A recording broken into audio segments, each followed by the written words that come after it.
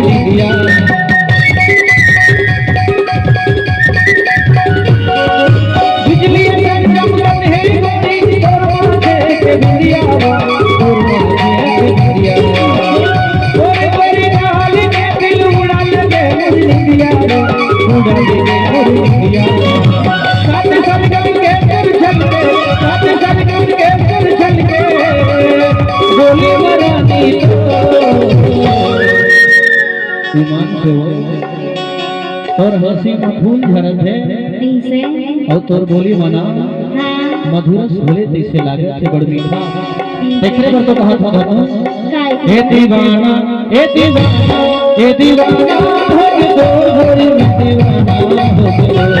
ए दीवाना हो तोर गोरी में दीवाना हो गया।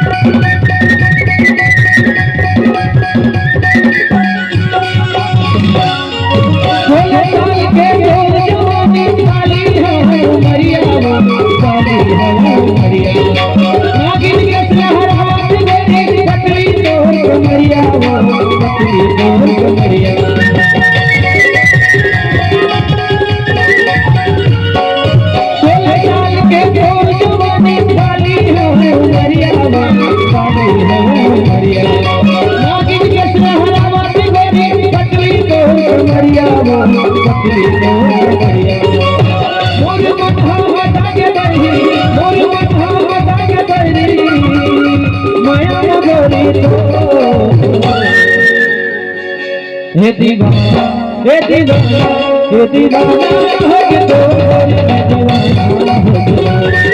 दीवाना हो गया।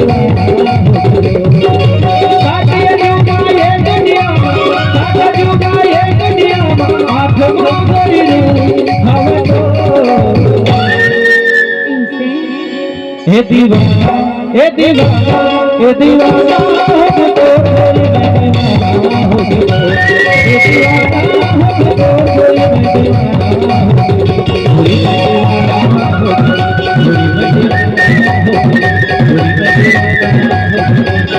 Thank you.